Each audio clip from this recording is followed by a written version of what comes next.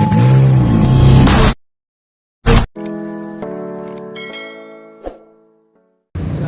what's up? Let's go Automatic Works. Magre-review lang ako ng video. So, andito ako sa shop. Magre-review ako ng video. May ginagawa doon, Isuzu Sportivo. Magre-review ako ng video na automatic transmission uphill drive test actual. So, ito kasi madaming nagtatanong. Dami kasi nagtatanong dito kung kailangan bang i-cambio. Ang sasakyan ko pala ay Toyota Innova na gasolina 2.0 automatic transmission, no? So, ang sistema na yan ay galing kami niyan ng Taal. Galing kami ng Batangas sa may Taal. Ngayon, kasama ko yung marami kami diyan nakasakay. Paakyat kami ng San Guillermo, sa baba ng San Guillermo. Ngayon, umakyat kami dyan, tiningnan ko kung saan ang kaya ng Innova sa drive. Pinapakita ko kasi dyan kung paano gamitin yung drive. D3, meron kasi yung park, reverse, neutral, drive. So, madali naman sigurong basta patag lang na kalsada. Pero pagka paahon, ang ginagamit ko kasi mga sir yan, pagka paahon, ang ginagamit ko ay pag sobrang ahon, ang diskarte ko kasi dyan, nilalagay ko siya ng D2. Kasi ang D3 meron din naman, pero nilalagay ko. Sabi ng iba, wag na daw galawin pagka umahon, ilagay mo lang sa drive. So okay naman yon, maayos naman. Na umaahon talaga, pero sa experience ko kasi kagaya ng 2.0 ang sasakyan ko at puno kami.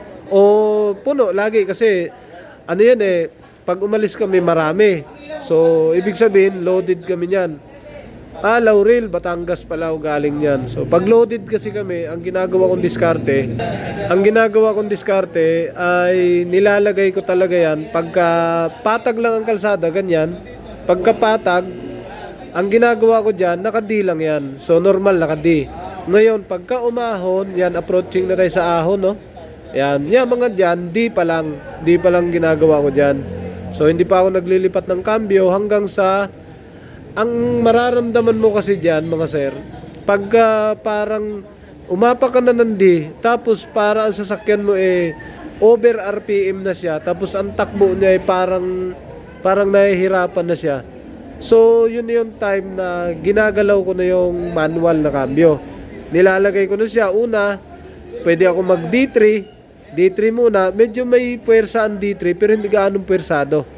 So maraming paraan pag drive niyan, pag nakaahon. Yan kasi hindi pa gaano yan, paakyat pa lang dahan-dahan yan. Ibang ahonin yan, pagka ang dinaanan mo na ahon ay sa papunta ka ng Calatagan, Batangas at ang daan mo sa may tunnel, sa may Cabiang tunnel. Yun, medyo maahon talaga siya mga sir. Mas maahon din siya doon ng maraming beses. Kasi dyan, isang beses lang ang ahon dyan, pataas, dire-diretso. Doon, ang ahon niya ay may matatarik, masyado. Tapos, ang kalsada, kung makadaan kayo doon, yun ang sistema niya. Yang ganyang sistema, pwede nyo ilagay lang yan pwede lang kayo nakadrive niyan. So, ang drive kasi pwede naman talagang gamitin. So, ang akin lang dyan, pagka-loaded ako, tapos maraming sakay, ang pinapakiramdaman ko, ang makina, yung RPM na hindi siya tumaas ng 4,000 at ang takbo mo ay 30 o 40 lang. Ang ginagawa ko kasi, pagka ganon, ramdam ko na yung makina, na over RPM na, tapos ang takbo niya hindi na sila synchronized, medyo mabagal ang takbo, mataas ang RPM. Yan yung sa sobrang ahon.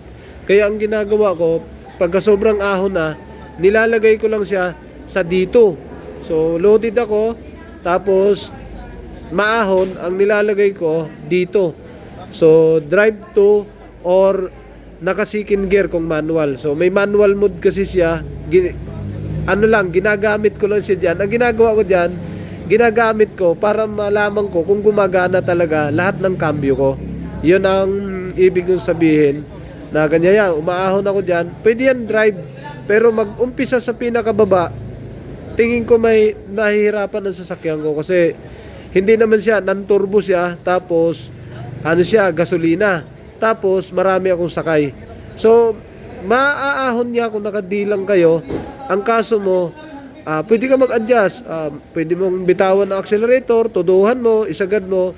Pwedeng mataas. Ang iniisip ko naman kasi doon, ang gasolina, mas madami akong magagamit pag hinayaan ko lang siya nakadrive na sobrang tarik ng ahon.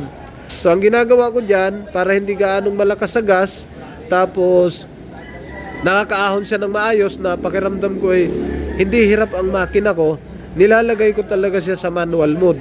Yun yung nakalagay na D3, dito, ang nakalagay sa Innova, D3, 2, tsaka L. So sa L, hindi ako gumagamit dyan, yung sobrang luger na, sobrang tarik na siguro, pwede kong gamitin yon.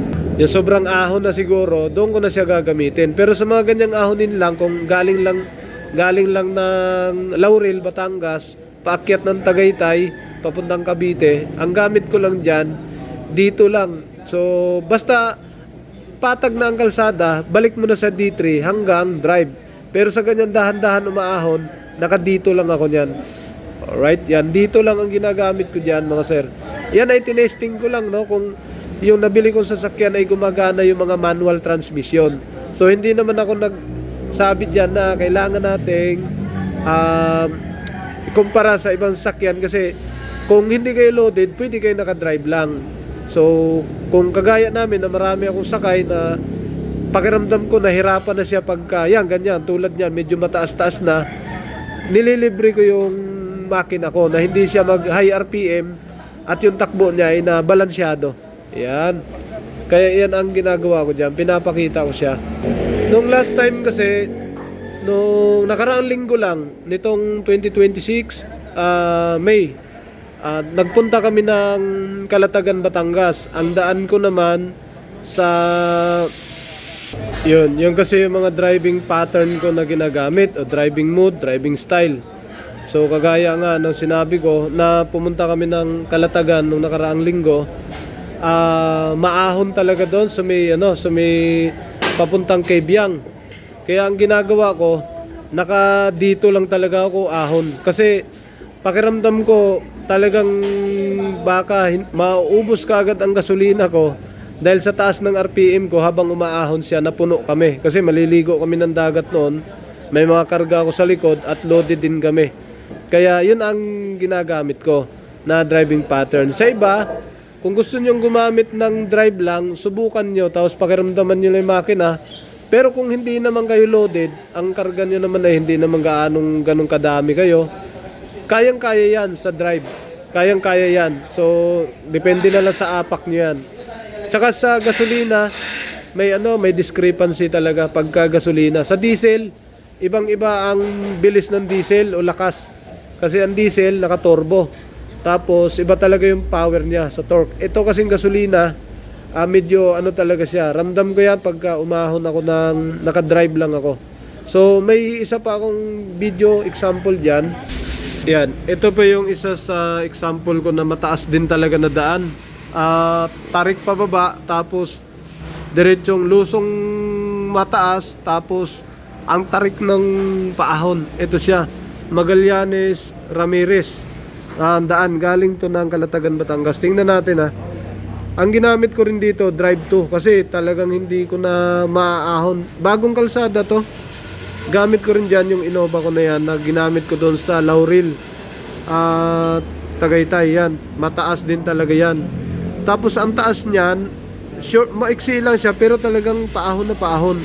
Hindi kagaya nung sa Tagaytay na ang ahon niya ay dahan-dahan lang. Kaya kung napansin nyo, naka-drive to ako. Yun ang ginagamit ko. Napansin nyo, naka-drive to lang ako habang tumatakbo. Ayan, sobrang taas niyan sa lugar na yan. Tapos parang ayan, may paliko. Yan. Hikita nyo. Pagka ganyan kasi parang hindi nagaanong ahon gawa ng yung kuha ng camera naka-pa-align din sa kalsada yan, no. Umaahon ako niyan, naka dito lang ako. Kasi hindi ko kayang i-drive position yung sasakyan ko. Kasi pagka i-drive ko lang siya, ang tendency kasi pagka i-drive ko lang yung sasakyan, pwede naman, pero hirap na hirap siya pag ahon. Kaso kasi naka 2.0 ako. Pag ahon, hirap, parang gumagapang na bandang gitna. Didiinan mo na maigi yung accelerator pedal, tataas na yung RPM ng todo bago pa siya talagang, kumbaga, nag-ano lang ako sa gasolina ko para hindi siya gasinong magastos kasi high RPM na. Pangalawa, yung makina ko medyo pagka nilagay mo siya sa dito, medyo ano lang siya, maginhawa siya. Pagka experience ko yan, maginhawa lang siya umahon. Hindi siya hirap na hirap. So yun yung ginawa ko nun sa Laurel, Batangas, at dun sa umahon ako ng Laurel, Batangas, umahon ako ng Lemery, Batangas, umahon ako ng Naik to Kalatagan, Batangas sa may Kebyang. Yun yung mga ginawa kong driving habit. Toyota 2.0 na gasolina gamit ko. Thank you mga sir. Yo, what's up? Welcome back to my channel, Automatic Works.